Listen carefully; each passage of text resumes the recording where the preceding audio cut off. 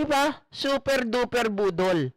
Ngayon mga kababayan, hindi lang si Attorney Claire Castro binabanatan. Siyempre, eto rin si Jay Ruiz na pinagbibintangan po mga ka-GP Natics na nagkamal daw ng 206 million sa Digital 8. At yun daw ay may conflict of interest sa trabaho ni Secretary Jay Ruiz. At ngayon mga kababayan, itong si Secretary Jay Ruiz, mukhang may kakasuhan. Di ko lang alam mga kababayan na mukhang may kakasuhan. Dahil nga syempre, pangalan niya ang nasira dito. At sila ay anti-fake news. Ang trabaho nila is to stop spreading of fake news. Tapos ngayon, sila yung inyong bibirahin. Oh, pakinggan nyo to.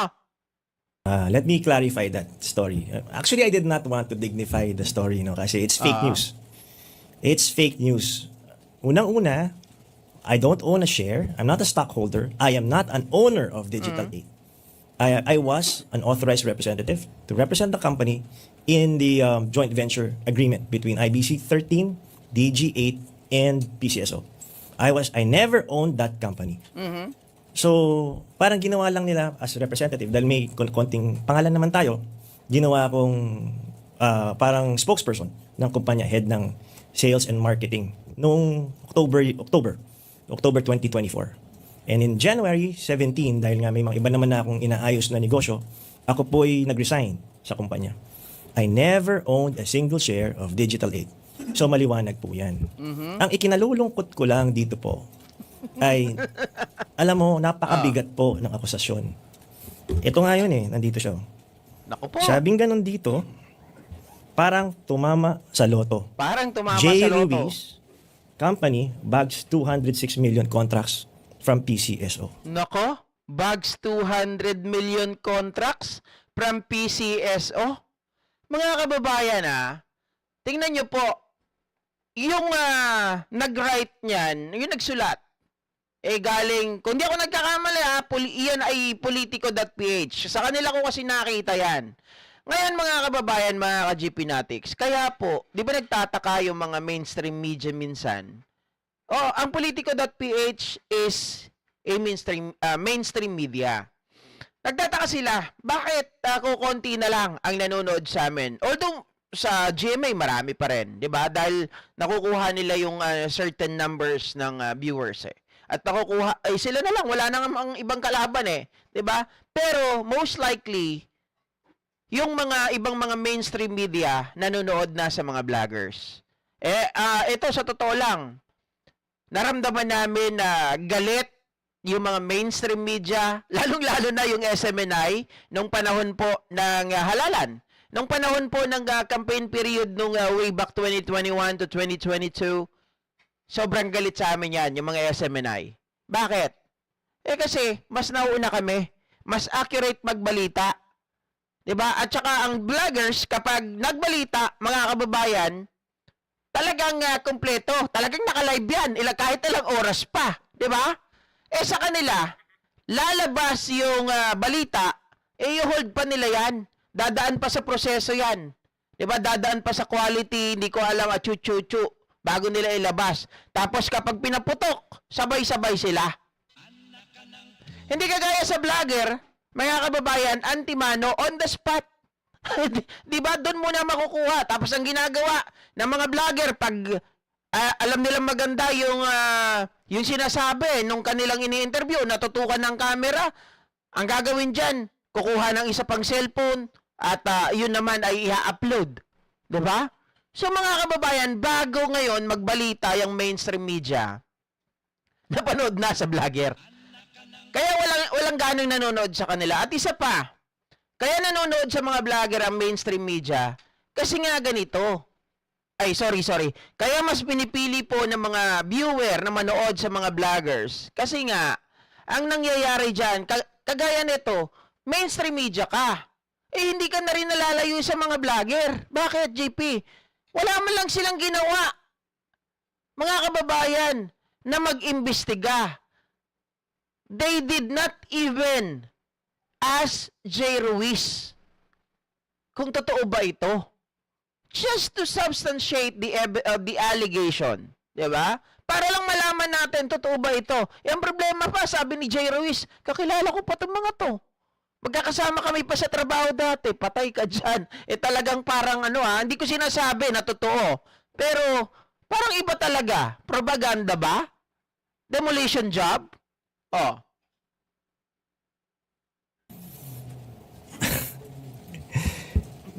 Walang byline, walang pangalan kung sinong sumulat nito.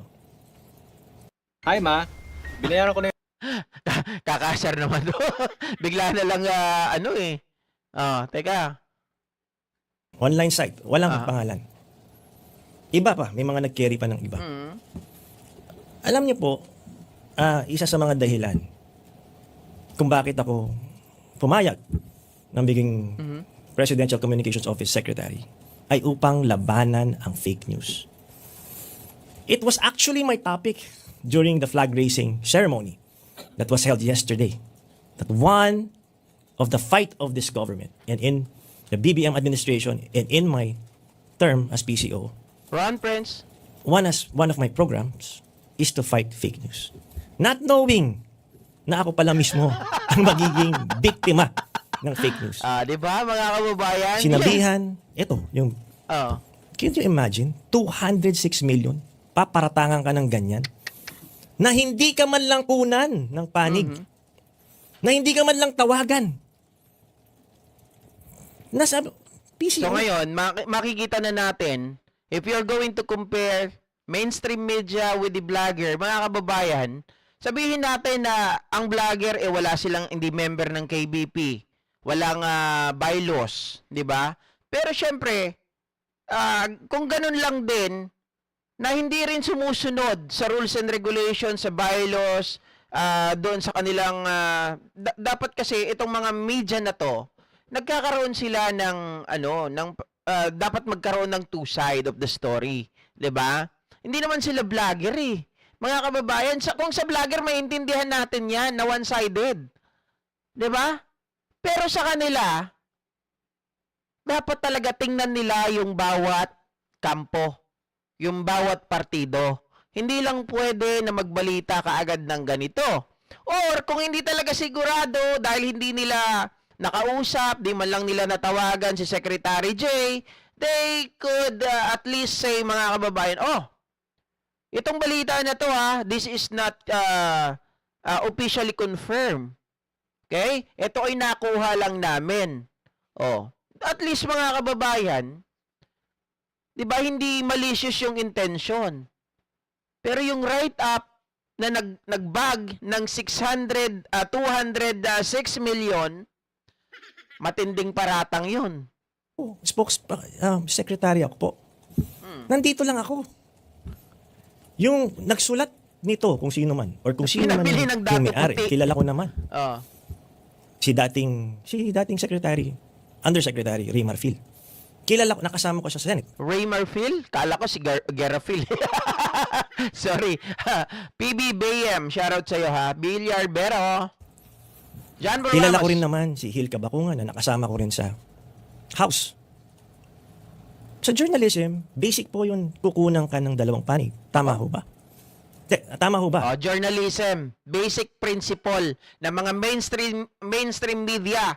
'Di ba? Pag ikaw ay journalist, you should, mga kababayan, get the two side of the story. Naku po. Kaya kayo ayaw panoorin eh. Ano ba naman yan? Dapat sabihin nyo na lang sa sarili nyo, I'm a vlogger. I'm not a journalist. Tama, di ba? Pag hindi mo kinunan yung isang panig, ano yun? Balanse ba yun? Mama Anabel. Balanse ba yun?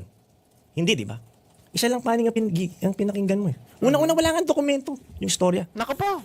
In Yun the ang mahirap eh. Parang kilala ko yan, sir.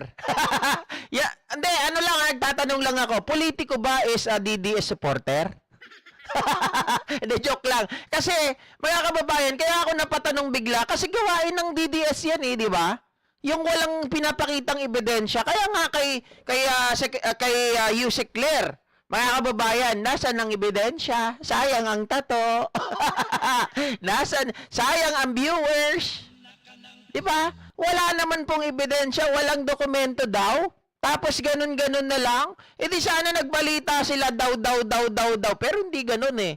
Kasi ang journalism, ang mainstream media, hindi pwedeng ganyan, mga kababayan. Dapat talaga, two side of the story, inaalam nila. Talagang parang I feel something wrong eh. Story, it says, I was an authorized representative. Even the document said it. So all you have to do, SEC, tignan mo sino may-ari, malalaman kung sino tunay na may-ari nun. So ngayon, nakapagtataka naman na ngayon gumagawa tayo ng mga reforma, na ngayon gumagawa tayo ng mga pagbabago. On my 8th day,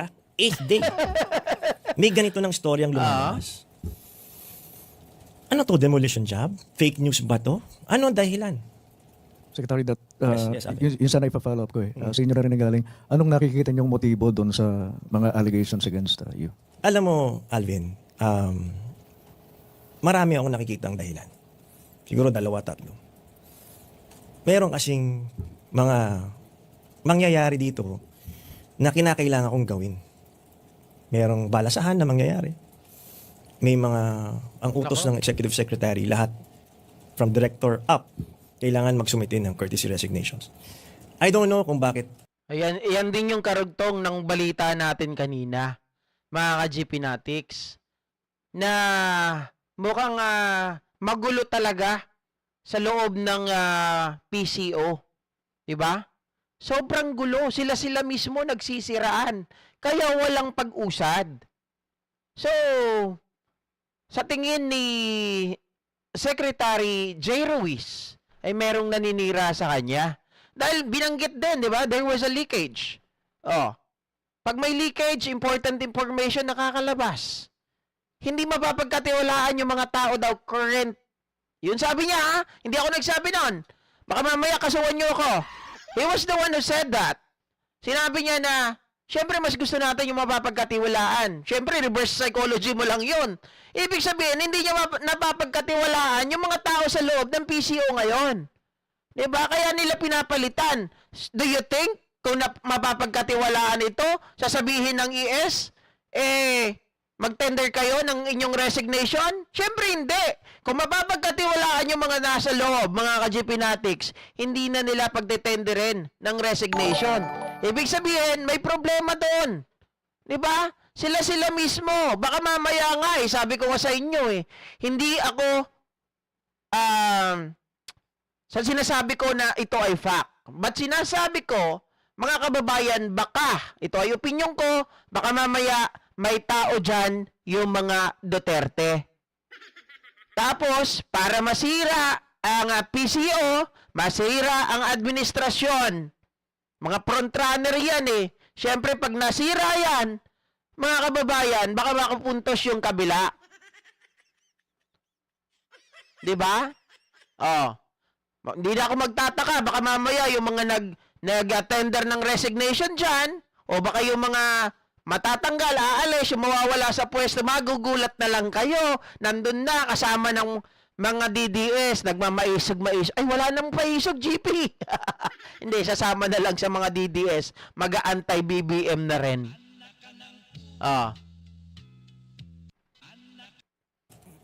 I don't know, meron akong slight na siguro kung bakit nila ginagawa to, no? Pero ang pakiusap ko lang, sana naman, kunan naman ang panig ko. Sana naman, the greater the accusation, the greater the fact-checking. And make sure that you ask the person that's being accused. Exactly. Isipin mo to, partner. Kasi, mga kababayan, unlike the vloggers have limited access to those person. Diba? Pero pag ito nanggaling sa mainstream media, naging kasama mo yan, of course, you have those numbers.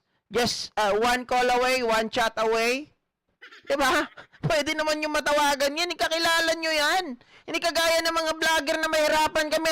Nagre-rely lang din kami minsan sa balita. Then, konting research, hanap nga ng ganito. Saan natin i-connect to, bla bla bla, ganyan. Diba? Isa kanila, you have all the references. You have all those access. Diba? para malaman ninyo, marinig ninyo yung two side of the story. Oh. Palit na lang tayo, sir. Diba? Nakakaroon, shoutout sa'yo. Bakit nakakilala ko pa sa mga kakilala ko pagaling? Akala ko yung mga kaibigan ko. Naku. Pero yung greater impact nito and consequence, ako okay lang, batuhan niyo ako ng putik kasama sa trabaho yan. Pero ang hindi ko inakalang mangyayari, na doon ako medyo tinamaan, yung mami ko, 78 years old, may heart disease. Na high blood kahapon. Nako, ito yung sinasabi ko sa inyo, very libelous yan. Mga kababayan, 'di ba? Very libelous yan, may naapektuhan pa. Patay kayo dito. Kung sino man na nagpakalat nito, maghanda-handa na kayo. Sana, Sir J. Ruiz, kung gaano kabagsik yung mga bunganga nyo dito sa PCO, ganun din kabagsik yung mga nag-aakusa sa inyo. 'Di ba? Ganun din kayo kabagsik sa mga nag-aakusa sa inyo, rather. Ano to? Ma, hindi po totoo yan. Oh. But remember, a lie told 1,000 times drowns Exactly. out the truth. So, unang-una, ayoko sanang i-dignify kasi nga fake news eh. It will, And when it's already been spread, mga kababayan, mahirap na yan i-stop. 'Di ba? Unless, one of the powerful person ka na pwede mong pigilan yung mga tao na magsalita at spread yung news na yan. give them a sense of Gemma? credibility by answering these fake news. By answering, binibigyan ng dahilan. Nagkakaroon pa ng sense ng credibility. So, ayoko sanang patulan. Wala naman siguro magpipick up niyan. Pero nagulat ako, pinatulan ng iba yung istorya. Yun I'm not ang blaming mali. anybody here. Yun ang mali kasi. Yun ang mali. Okay. Sasabihin natin, mga kababayan, tama, di ba?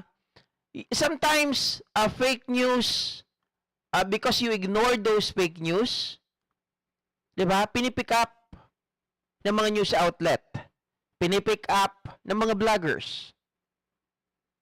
Kung sasagutin mo na immediately, sabi nga nila, forthwith, no delay, di ba?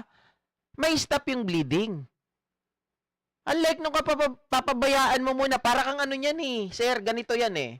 Alam nyo, yan yung maling-mali nung mga nakaraan ng mga tao dyan sa PCO. Yung practice nila hindi maganda. Bakit? Naku, GP, pinag-iinitan mo ang bayaran ka. Kinakalaban mo na sila, baka bayaran ka rin ni Digong. Ayop kayo. Eto, kasi yung wrong practice, mga kababayan, nawiwili yung mga tao na yan. Sabi ko nga, to stop the bleeding, immediately right after you saw the post or the allegation, magsalita ka na. Kasi kung hindi ka magsasalita, para ka lang ganito niyan. Nasa isang lugar ka. Nandun ka sa bahay ninyo, nagkakape. Nagkakape. Pasensya na, medyo ito lang yung naglalaro sa maruming utak ko ha. Nagkakape ka dun sa bahay ninyo. Nakita mo, mga kababayan, may umuusok. Tapos, dahil sa taranta mo, bayaan mo lang, usok lang yan. Sabi mong ganon. Di pinabayaan mo. Hindi ka naging aware. Hindi ka po, mga kababayan, gumawa ng paraan para kahit pa paano makachismis ka, makita mo kung ano yung usok na yon. Baka mamaya yung usok na yon ay hindi pala gaya ng usok na iniisip mo. Kasi, ang iniisip mo lang, ay usok lang ito ng nagbabarbecue kasi may naamoy ka na mabango. 'Di ba? Pero yun pala, dahil sa pag-ignore mo sa bagay na yan, mga kababayan, anak ng tinapa, hindi ka na pala nakalabas sa bahay mo. At idinamay mo pa yung ibang tao. Idinamay mo pa yung pamilya mo. Chibi, grabe ka naman mag-example. Yan po kasi yun. Once we ignore something, it could lead, mga kababayan, dun sa hindi maganda. 'Di ba? Kaya dapat tayo, total marami naman yung marites, gamitin natin sa magandang bagay yung pagiging marites. Kung may nakita tayo na medyo hampol natin, tapos bigla nawala yung internet, hamag na yan. 'Di ba? Wala eh. Type 1 naman kung meron na. Kung wala pa. Ilumi, shoutout sa'yo ha. Ulitin ko lang, sabi ni Rosalina Hernandez, yes, idol, your opinion is right. But the problem is, my internet is not doing right. Anak ng tinapa. Ang ganda ng paliwanag ko eh. Sinisira ng internet na to. Di ba? Hindi totoo naman yon. Mas maganda magkaroon tayo ng preemptive measure or preventive measure. Di ba? Gamitin natin yung konting pagiging marites natin. Minsan ang pagiging marites, meron yan na idudulot na maganda. Hindi lang lagi ang marites, away ang idudulot sa atin. Yung pagiging marites, yan ay tawag dyan, mga kababayan, awareness and consciousness. Conscious ka kasi. Kaya gusto mong tingnan at gusto mong malaman. At pag nakita mo, na-witness mo that is not right, and that should be the time. Diba? Immediately, stop the bleeding. Stop the smoke. Diba? Oy, andito si Don Keng. Shoutout sa iyo, kapatid, ha? Shoutout sa aking kapatid, ang poging-pogi, Don Keng Koy. Ang isa sa mga pinakamagaling na composer. Papalitan ko na si Converge. Wala, imbis na mga kababayan, itutuloy ko pa sana. Wala na eh. Parang sobrang hina na ng internet dito. Hindi, tuloy natin yung kay J. Ruiz. Sana naman, mag-research, tumingin sa Tama. dokumento. Mhm. At, kasi, una, yung consequence sa family ko. Mhm. Mom ko, in high blood. Kapatid ko. Pangalawa, recently, may mga kidnappings, di ba? May mga anak ako na wala namang bodyguard dyan. Sasabihin nyo, may 200 million, 206 million na kinita dito. Wala naman. So, naging target That is correct. Baka mamaya maging target pa sila, no? Dahil nga sabihin mayaman. pa ngayon kami Oh. ng mga masasamang loob. Huwag naman ganun. Isang tawag lang naman ako eh. Hmm. Isang tawag lang naman ako eh. Ang dami kong kakilala, common friends, na nandun. In fact, isa nga dyan si Benji. Benji Liwanag. I asked him 2 days ago, pare, gusto mo ba maging assistant secretary? Nagtatrabaho siya sa Abante, radio operations. Grabe naman si Amy Rose de Timas. Ang gwapo ko daw. Thank you. Kaso wala akong pera. O yan tuloy, Yes. nagpadalastas. Kasi sinabihan yung pogi eh. Wait lang. Ang ganda na nun eh, bigla pang nawala. To kasi mga patalastas. Ay, gusto eh. mo ba? Baka ikaw naman pinagkakatiwalaan kita. Baka naman pwedeng dito ka. Di ba? Usap tayo. Meron akong iaalok sa'yo na trabaho. Sabi niya, pero tandaan mo, presidential appointee to, pare. Pag umalis ako, magpa-file din ako ng courtesy resignation. Lahat tayo. Ganun lang yun. Sabi niya, pare, okay na ako dito. Stable na. O sige, tulungan na lang tayo. Kita tayo minsan. He's a friend. He works for the publication. Ma'am Emily, Diba? thank you for sharing your Kunan lang sana blessing. yung side ko. Yun lang naman ang gusto ko sana nangyari dito. Para hindi na nagkaroon ng